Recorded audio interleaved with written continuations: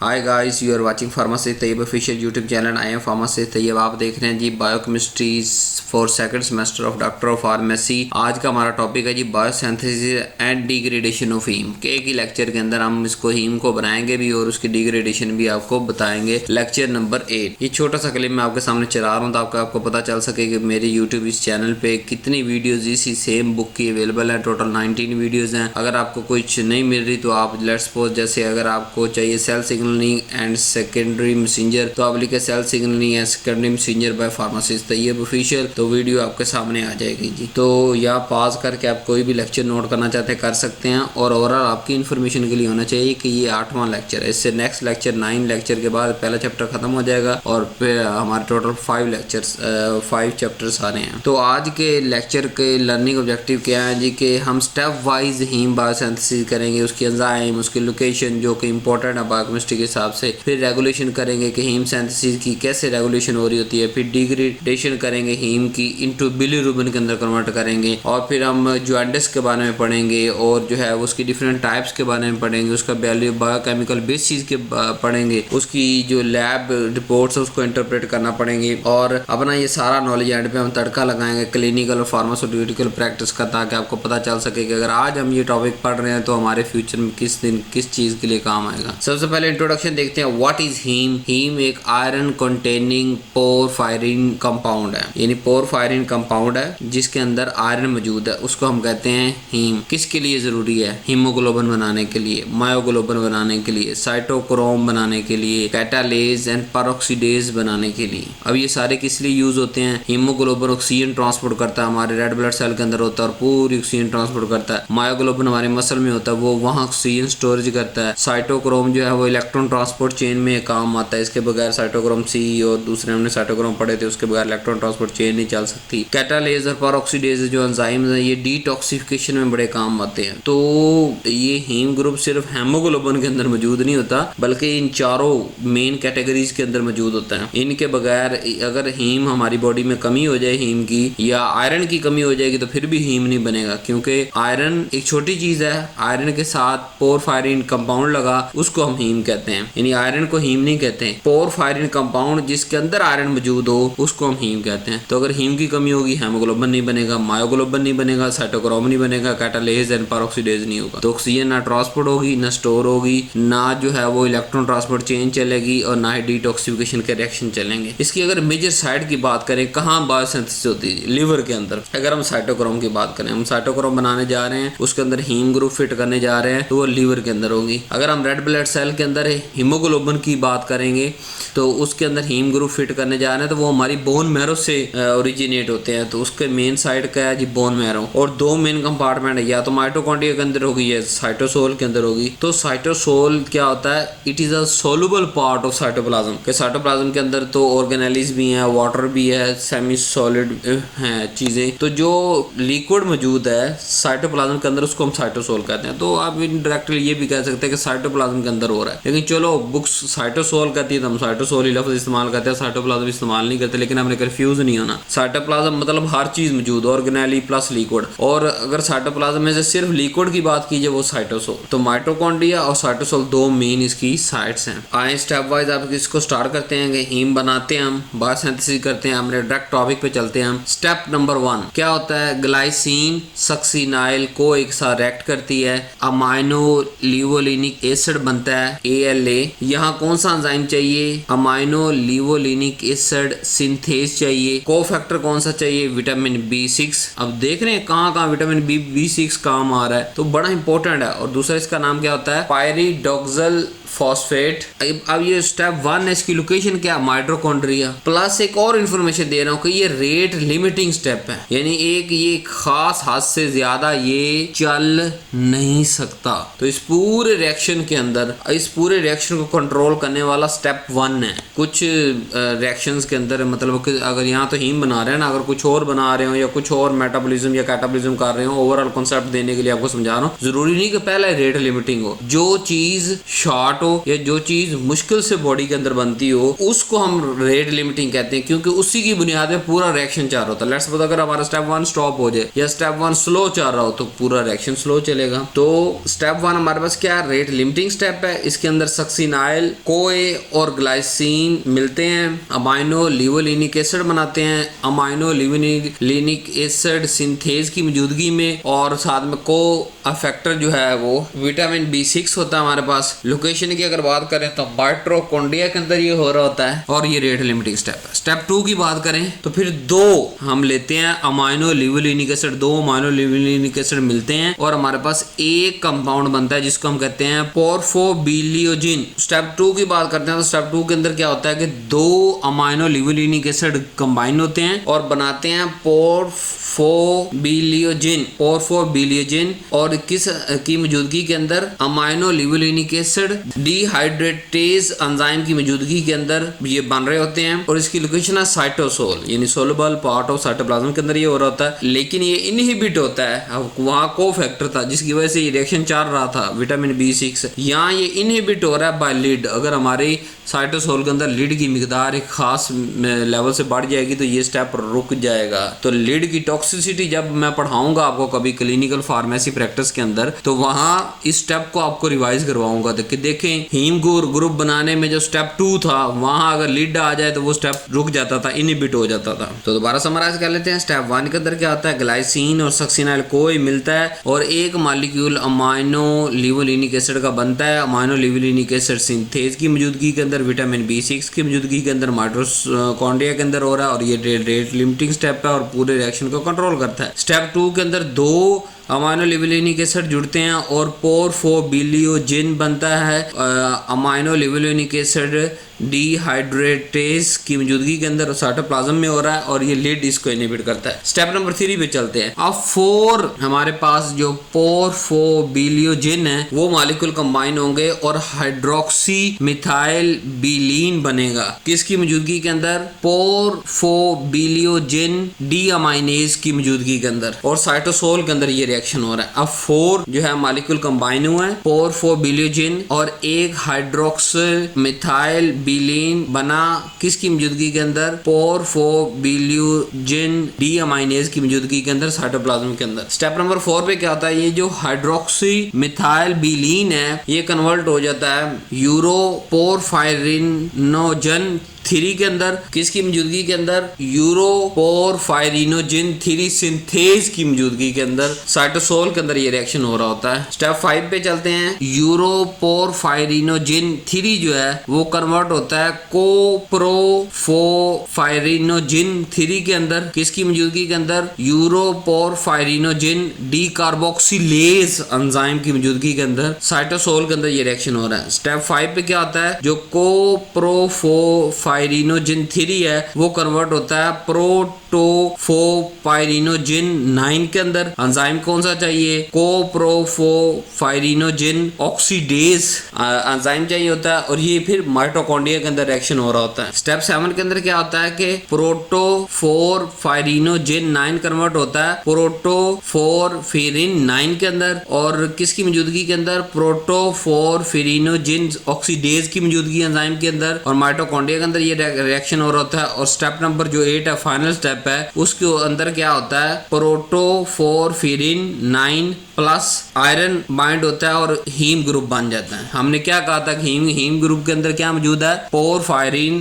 Compound plus iron मौजूद है जिसको हम हीम कहते हैं। यहाँ एंजाइम कौन सा चाहिए, फेरोचिलेटेज एंजाइम चाहिए और माइटोकॉन्ड्रिया के अंदर ये रिएक्शन हो रहे होते हैं। और ये भी जो रिएक्शन नंबर 8 है ये भी लीड इसको इनहिबिट करता है। अगर लीड की टॉक्सिसिटी हो जाए हमारी बॉडी के अंदर बहुत ज्यादा लीड मौजूद होगा, पीबी जिसका साइन होता है, तो ये रिएक्शन नंबर 2 और 8 नहीं हो पाएगा। तो ओवरऑल इनकी समरी देख लें, माइटोकॉन्ड्रिया से साइटोसोल में रिएक्शन किया, साइटोसोल से फिर माइटोकॉन्ड्रिया में आया और फिर रिएक्शन कंप्लीट हो गया। और अगर हम केमिकल की बुनियाद पे देखें, यानी ये तो मैंने लोकेशन के हिसाब से आपको बताया ना कि पहले माइटोकॉन्ड्रिया में फिर साइटोसोल में फिर माइटोकॉन्ड्रिया में और फिर जो है वो खत्म हो गया, क्योंकि लास्ट स्टेप जो हो रहा है 6वां 7वां और 8वां ये माइटोकॉन्ड्रिया के अंदर हो रहा है। पहला भी माइटोकॉन्ड्रिया के अंदर हो रहा है तो माइटोकॉन्ड्रिया से काम स्टार्ट हुआ, दूसरा साइटोसोल में हो रहा है, तीसरा भी साइटोसोल में, चौथा भी साइटोसोल में, 5वां भी साइटोसोल में। सो दूसरे से लेके 5वें तक साइटोसोल के पहला माइटोकॉन्ड्रिया के अंदर, दूसरे से 5वें तक साइटोसोल के अंदर, और फिर 6 से लेके 8 तक फिर माइटोकॉन्ड्रिया के अंदर। तो इसलिए मैंने लिखा कि पहले ये रिएक्शन माइटोकॉन्ड्रिया में होगा, फिर साइटोसोल में होगा, फिर माइटोकॉन्ड्रिया में होगा। और अगर कंपाउंड की बात करें तो वो भी मैंने तरतीब के साथ लिख दिए हैं। अमाइनो लिवोलेनिक एसिड कन्वर्ट होगा प्रोफोबिलियोजिन के अंदर, वहां से बनेगा यूरोपोरफायरिनोजिन, कोप्रोफोरफायरिनोजिन, फिर बनेगा प्रोटोफोरफायरिनोजिन, और फिर जो अल्टीमेटली हीम के अंदर कन्वर्ट हो जाएगा। अब इसकी रेगुलेशन पढ़ते हैं। अब 8 स्टेप पढ़ लिए हमने, लोकेशन पढ़ लिया हमने, एंजाइम पढ़ लिया हमने, कोफैक्टर पढ़ लिए, 2 रिएक्शन नंबर 2 और 8 हमने पढ़ा। लीड से एक्सी अगर टॉक्सिसिटी हो जाए बॉडी के अंदर तो जो है वो दोनों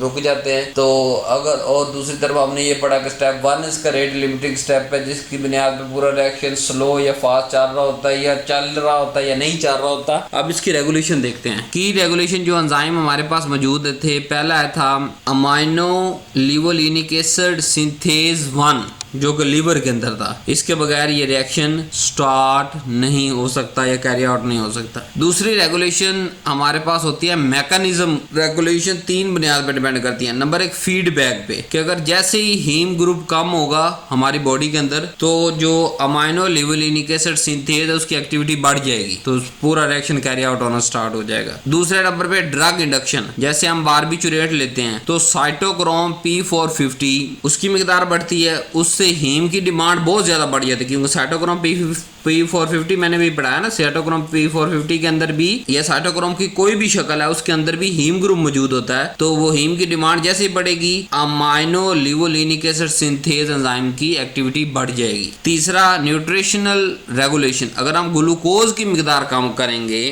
ग्लूकोज कम करते हैं तो फिर भी अल्टीमेटली अमाइनो लिवोलेनिक एसिड सिंथेज की मिकदार कम हो जाती है। तीसरा हम न्यूट्रिशन रेगुलेशन की अगर बात करें तो जो हमारे पास ग्लूकोज है, अगर ग्लूकोज की मिकदार कम की जाए तो फिर भी अमाइनो लिवोलेनिक एसिड सिंथेज की मिकदार बढ़ जाती है। तो हम इसको थेराप्यूटिकली पॉइंट ऑफ व्यू के हिसाब से भी इस्तेमाल कर सकते हैं कि ग्लूकोज की मिकदार बॉडी के अंदर कम कराओ, या ऑटोमेटिक ये रिएक्शन तेज होगा। जैसे ये रिएक्शन तेज होगा तो क्या होगा, हीम सिंथेसाइज होना शुरू हो जाएगा। अब क्लिनिकल कोरिलेशन पढ़ लेते हैं, जहां हमने इसकी एक्टिव जो मैकेनिज्म पढ़ा, फिर रेगुलेशन पढ़ी। अब इसकी की हमारे पास है जी पोरफायरिया। क्लिनिकल कोरिलेशन की अगर हम बात करें तो इसमें हमारे पास आता है जी पोरफायरिया। ये एक ग्रुप ऑफ रेयर डिसऑर्डर है जो कि हीम सिंथेसिस के प्रॉब्लम की वजह से आता है। तो जैसे कि हीम हम पढ़ चुके हैं कि हीम क्या है, कि पोरफायरिन कंपाउंड प्लस आयरन उसके साथ अटैच किया हुआ है। तो पोरफायरिया सिंपल लफ्जों में क्या कह सकते हैं कि हीम सिंथेसिस के अंदर डिफेक्ट को हम कहते हैं पोरफायरिया। इसके अंदर हमारे पास होता है एक्यूट इंटरमिटेंट पोरफायरिया जो मेन है। इसके अलावा और भी होते हैं जैसे पोरफायरिया, क्यूटानिया, टर्डा, और तीसरा होता है जी एरिथ्रोपोइटिक प्रोटोपोरफायरिया। तो हम बात कर लेते हैं इसकी एक्यूट इंटरमिटेंट पोरफायरिया की। ये बिल्कुल मोस्ट कॉमन और एक्यूट टाइप है। एक्यूट मतलब थोड़े अरसे के लिए, मोस्ट कॉमन सबसे ज्यादा। इसकी मिसाल क्या होती है कि एब्डोमेन पेन के अंदर बहुत एब्डोमेन पेन होती है, बहुत ज्यादा वोमिटिंग आती है, कॉन्स्टिपेशन हो जाती है, न्यूरोपैथी हो जाती है, कंफ्यूजन, सीजर और हाइपरटेंशन हो जाता है, यूरिन जो है वो डार्क रेड हो जाता है। अब इसके अंदर जो है वो रैश नहीं होते, जो कि दूसरी सब के अंदर रैशेज होते हैं जो टाइप्स बताएं, इसके अंदर रैशेज नहीं होते। और ये ज्यादातर ट्रिगर हो रहा होता है, यानी कि ये डिस्टर्बेंस कहाँ से ट्रिगर हो रही है कि हीम सिंथेसिस के अंदर डिफेक्ट आए। ये barbiturate, sulphur drug, alcohol, fasting, बहुत ज्यादा फास्टिंग करने से, स्ट्रेस लेने से तो ये ट्रिगर होता है। और इसके अल्टीमेट क्या होता है कि एक्यूट इंटरमिटेंट पोरफायरिया होता है। एंजाइम इसके अंदर जो हमारे पास है वो है पोरफोबिलियोजिन डीअमाइनेज एंजाइम हिस्सा लेता है और हीम की सिंथेसिस को डिफेक्टिव बना देता है। तो जहां हमने सिंथेसिस पढ़ी, फिर रेगुलेशन पढ़ा, साथ में थोड़ा सा डिजीज का टच दिया कि पोरफायरिया भी आपने याद रखना है कि जरूरी नहीं है कि हम नॉर्मली बना रहे हो, कभी कभी डिफेक्टिव हीम ग्रुप भी बन जाएगा। उसके आगे 3 टाइप सी, जिनमें से एक एक्यूट इंटरमिटेंट पोरफायरिया, वो मैंने आपको पढ़ाई और बताया भी कि वो barbiturate, sulphur drug, alcohol, fasting और स्ट्रेस से ट्रिगर होती है। और जो एंजाइम एंजाइम उसके अंदर इन्वॉल्व होता है वो है पोर्फोबिलियोजिन डीअमाइनेज। और फिर अल्टीमेटली क्या होता है कि हीम ग्रुप जो की सिंथेसिस जो है उसमें डिफेक्ट आ जाता है, फिर वो किसी काम का नहीं रहता। सो स्ट्रेस भी इतनी अच्छी नहीं है, बहुत ज़्यादा जो क्रैश डाइटिंग भी इतनी अच्छी चीज़ नहीं है, और जो है वो डिफरेंट ड्रग्स बगैर फार्मासिस्ट के यूज़ करना भी इतना अच्छा नहीं है, अल्कोहल भी इतनी अच्छी नहीं है। ज़रूरी नहीं कि जो आप थेरापेटिक इफेक्ट समझ के वो ड्रग अगर आप ले रहे हो या प्रिस्क्राइब कर रहे हो तो सबसे पहले उसके एडवर्स इफेक्ट पे नज़र रखनी है। यहाँ एक छोटा सा रूल आपको ये पढ़ा देता हूँ, कहीं बुक के अंदर तो नहीं लिखा हुआ, लेकिन एक छोटा सा रूल है जो आप अपनी माइंड के अंदर रखना है। Safety for use of drug के नाम से ये रूल है, safety for use of drug, कि अगर आप कोई ड्रग प्रिस्क्राइब कर रहे हैं तो उसके नुकसानात पहले देखें, फिर उसके बेनिफिट देखें, फिर उसकी रेशियो निकालें। बेनिफिट टू जो डिसएडवांटेज है उनकी रेशियो निकालें। अगर बेनिफिट टू डिसएडवांटेज रेशियो ज्यादा आती है, मतलब ज्यादा बेनिफिट है, कोई छोटा मोटा डिसएडवांटेज उस बॉडी के अंदर हो सकता है, कोई साइड इफेक्ट कोई रिएक्शन हो सकता है, तो फिर तो दें। लेकिन अगर उस स्पेसिफिक पेशेंट के अंदर एडवर्स इफेक्ट बहुत ज्यादा आने के चांस है और वो उसका जो यूज है वो कम रहने का चांस है, कि जो थेराप्यूटिक हम आउटपुट चाह रहे हैं वो आउटपुट इतना तो नहीं मिलेगा, लेकिन इसके अंदर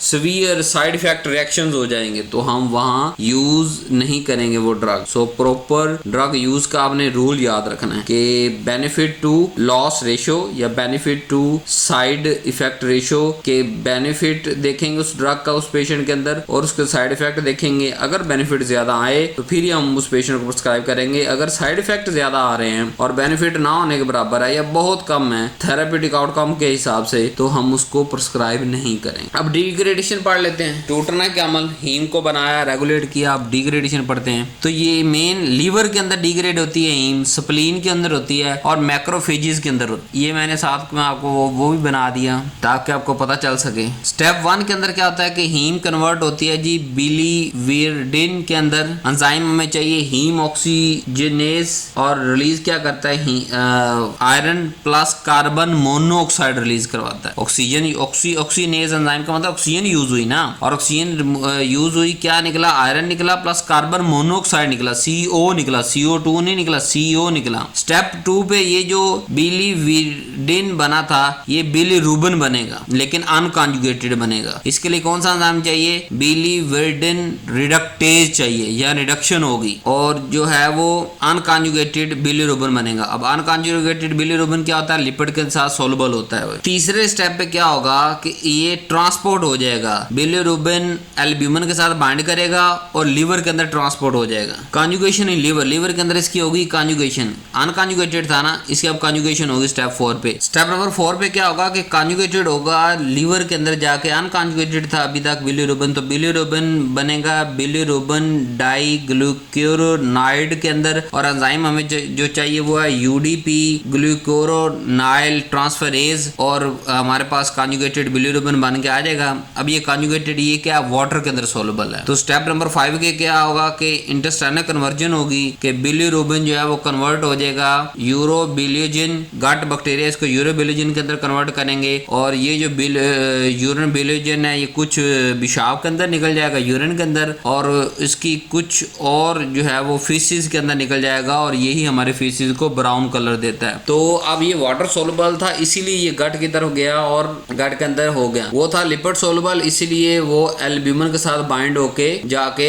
लिवर के अंदर ट्रांसपोर्ट हुआ। ठीक है, तो ये lipid soluble water soluble enzyme बनाने के मकसद हैं। टोटल कितने स्टेप हैं, 5 स्टेप है। पहले स्टेप पे हीम से बना बिलीविरडिन, और वो बिलीविरडिन एंजाइम वहाँ में कौन सा चाहिए था, हीम ऑक्सीजनेज। ऑक्सीजनेज से आपको समझ आ जाना चाहिए ऑक्सीडेशन होने वाली है, और साथ में आयरन निकलेगा और कार्बन मोनोऑक्साइड निकलेगा। ये साथ में स्टेप वाइज आपको बताया। स्टेप 2 पे क्या है जी, बिलीविरडिन बिलीरुबिन के अंदर कन्वर्ट होगा, लेकिन अनकॉन्जुगेटेड बिलीरुबिन के अंदर। एंजाइम यहाँ चाहिए बिलीविरडिन रिडक्टेज, यानी यहाँ रिडक्शन हो रही है और ये लिपिड सोलबल है। और फिर ये क्या करेगा, स्टेप 3 पे एल्ब्यूमिन के साथ बाइंड करेगा और लिवर के अंदर पहुंच जाएगा। जैसे लिवर के अंदर पहुंच जाएगा वहाँ इसकी कॉन्जुगेशन होगी, और कॉन्जुगेटेड जो प्रोडक्ट बनेगा उसको कहेंगे बिलीरुबिन डाइग्लूकोयूरोनाइड। एंजाइम जो चाहिए वो है UDP ग्लूकोयूरोनाइल ट्रांसफरेज, और वो UDP के अंदर कन्वर्ट हो जाएगा और ये कॉन्जुगेटेड हो जाएगा बिलीरुबिन। तो ये कॉन्जुगेटेड बिलीरुबिन के अंदर कन्वर्ट हो जाएगा जो कि वाटर सोलबल है। फिर हमें इंटेस्टाइन में जो है इसकी कन्वर्जन होगी कि बिलीरुबिन जो है वो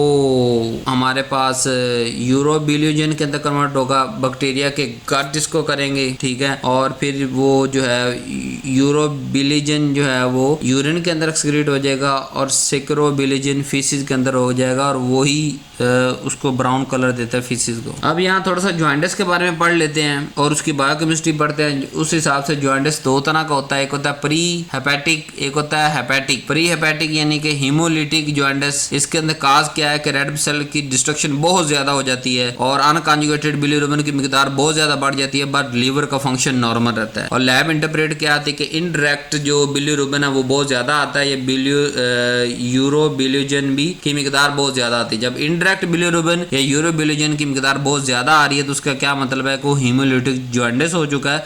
लेकिन इस कंडीशन के अंदर हमारा लीवर फंक्शन नॉर्मल रहेगा और अनकॉन्जुगेटेड बिलीरुबिन इसके अंदर इन्वॉल्व होगा। लेकिन स्टार्ट कहां से ये काम होगा, जब रेड ब्लड सेल की डिस्ट्रक्शन बहुत ज्यादा हो जाएगी। हेपेटिक जॉइंटिस यानी हेपेटोसेलुलर जॉइंटिस, तो लीवर डैमेज होगा इसके अंदर, यानी हेपेटाइटिस होगी, सिरोसिस होगा। और बायोकेमिस्ट्री क्या है कि ये मिक्स होगा, यानी बहुत कॉन्जुगेटेड और अनकॉन्जुगेटेड दोनों इसके अंदर इन्वॉल्व होंगे।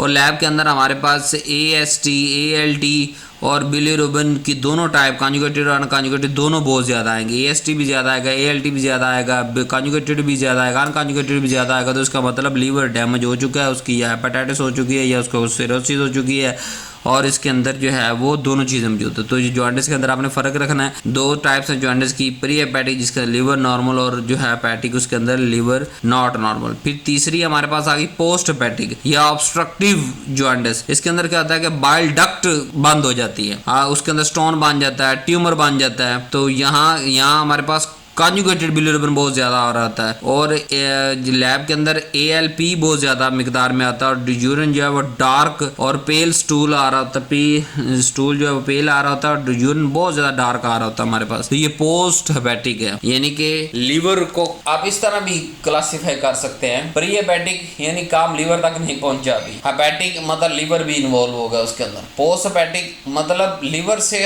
आगे जो चीज मौजूद है, क्या चीज मौजूद है वहां पे, बाइल और बाइल डक्ट, उसके अंदर जो है वो रुकावट आई है। अब तीनों को मैं थोड़ा सा मिक्स करके बढ़ा देता हूं तो आपको कंपैरिजन याद रहे, क्योंकि जॉइंटिस पे आपका क्वेश्चन आना होता है हाल में। प्री हेपेटिक, हेपेटिक और पोस्ट हेपेटिक क्या जॉइंटिस, तीनों मिसालें आपको पढ़ा रहा हूं। अनकॉन्जुगेटेड के अंदर प्री हेपेटिक बहुत ज्यादा होता है, अनकॉन्जुगेटेड हेपेटिक के अंदर नॉर्मल होता है और पोस्ट हेपेटिक के अंदर नॉर्मल से स्लाइड नॉर्मल तक रहता है। कॉन्जुगेटेड की बात करें तो प्री हेपेटिक के अंदर कॉन्जुगेटेड नॉर्मल आ रहा होता है बिलीरुबिन, जबकि हेपेटिक के अंदर बहुत ज्यादा बड़ा हुआ आ रहा होता है, पोस्ट के अंदर बहुत डबल ज्यादा बड़ा हुआ आ रहा था। AST, ALT का जो रिजल्ट है वो भी प्री हेपेटिक के अंदर नॉर्मल आएगा, हेपेटिक के अंदर आएगा और पोस्ट हेपेटिक के अंदर स्लाइटली सा बड़ा होगा। ALP वो नॉर्मल होगा प्री हेपेटिक के अंदर और यहाँ हेपेटिक के अंदर स्लाइटली बड़ा होगा, बट पोस्ट हेपेटिक के अंदर ALP बहुत ज्यादा बड़ा हुआ होगा। यूरिन बिलीरुबिन की बात करें तो यूरिन बिलीरुबिन प्री हेपेटिक के अंदर तो नहीं आती, हेपेटिक और पोस्ट हेपेटिक दोनों के अंदर यूरिन बिलीरुबिन आ रही होती है। स्टूल का कलर जो है वो प्री हेपेटिक के अंदर डार्क होगा, हेपेटिक के अंदर नॉर्मल रहेगा और पोस्ट हेपेटिक के अंदर पेल हो जाएगा। क्लिनिकल और फार्मास्यूटिकल एप्लीकेशन की बात करें या मेरे तड़के की बात करें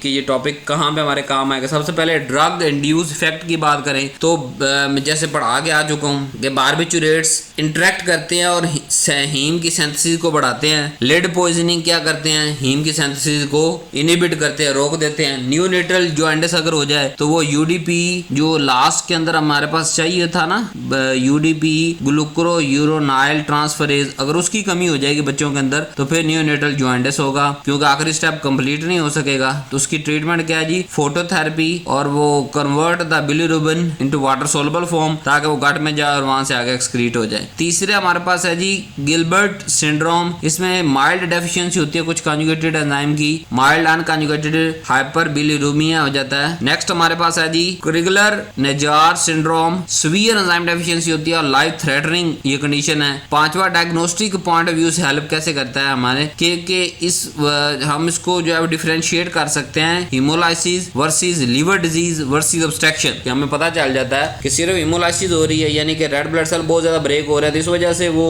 आया हुआ है मतलब जॉइंटिस, या मतलब लीवर भी इन्वॉल्व हो चुका है या उसके बाद कोई ऑब्स्ट्रक्शन कोई रुकावट है। फार्मास्यूटिकल पॉइंट ऑफ व्यू से अगर बात करें तो हेपेटोटॉक्सिक ड्रग जो है जैसे पैरासीटामोल, इसके लिए मॉनिटरिंग बड़ी जरूरी होती है। और अगर लीवर का कोई डिजीज है तो उसके लिए डोज एडजस्टमेंट बड़ी जरूरी होती है। और लीवर फंक्शन के लिए एज ए बायोमार्कर के तौर पे काम करता है कि अगर पैनाडोल पैरासीटामोल उसने निकाल दी ना तो समझ लो वो लीवर प्रॉपर फंक्शन कर रहा है। सो thank you very much. Lecture को शॉर्ट रखने की कोशिश की है बट सारे कॉन्सेप्ट क्लियर किए हैं आपके। उम्मीद है आपको लेक्चर पसंद आएगा। लास्ट में रिक्वेस्ट कि इसकी बुक भी अवेलेबल है, अगर आप परचेज करना चाहते हैं अगर तो व्हाट्सएप नंबर पर रब्ता करें, नहीं तो दूसरा तरीका ये है कि वेबसाइट पे जाएं, वहां पे ऑर्डर प्लेस करें। लेकिन आज की इस वीडियो के अंदर नई खुशखबरी ये है कि जब आप ऑर्डर कर रहे होंगे वहां पे आपके पास दो ऑप्शन आएंगे, एक है प्लेस ऑर्डर का और दूसरा ऑर्डर बाय व्हाट्सएप। तो आपने ऑर्डर बाय व्हाट्सएप पे क्लिक करना है तो फौरन आप मेरी व्हाट्सएप पे आ जाएंगे और आपका ऑर्डर फौरन कंप्लीट हो जाएगा। तो इस तरह place order, simply place order करने की बजाय जब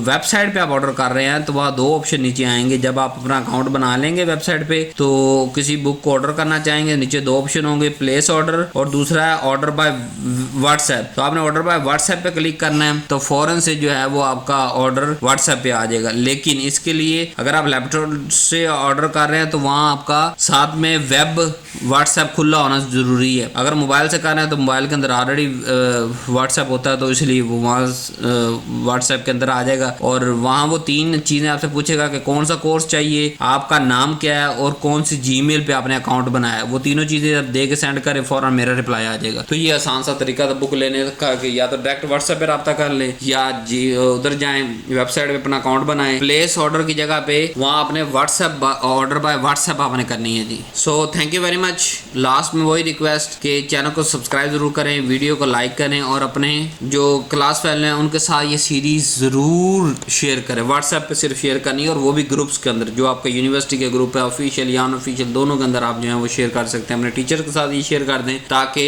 अगर हम मिल के ग्रो करेंगे तो ही ग्रो कर सकते हैं। और हमारा मकसद यही है, मेरा मकसद यही है कि हमें फार्मेसी कम्युनिटी को बहुत हाई पे लेके जाना है और एक हाई स्टैंडर्ड सेट करने हैं जो कि किसी भी दूसरे प्रोफेशन के अंदर नजर अभी तक नहीं आ रहे। ऐसे हमने न्यू स्टैंडर्ड सेट करने हैं और ताकि फ्यूचर के अंदर ये प्रोफेशन ज्यादा से ज्यादा ग्रो करे। जहाँ पे हमारा सीनियर ने लाके हमें दिया है उससे हजारों करोड़ों दर्जे ऊपर हम अपनी जिंदगी के अंदर इस प्रोफेशन को छोड़ के जाएंगे ताकि हमारे आने वाले जूनियर्स के लिए और ज्यादा आसानियाँ हो। सो जैसे आपको बताता हूँ कि वीडियो में अपनी फ्री टाइमिंग, फैमिली टाइमिंग निकाल के बिजी स्केड्यूलिंग कर बिजनेस के सारे जो फंक्शन है उससे अलग हो के फ्री निकाल के जो है आपके लिए बनाता हूँ। तो वीडियो को लाइक ज़रूर किया करें और अपने जो क्लास वाले उनके साथ शेयर करें। नेक्स्ट लेक्चर नीचे लेक्चर नंबर 9 के अंदर आपके साथ मुलाकात होती है। अल्लाह हाफिज़ नासिर।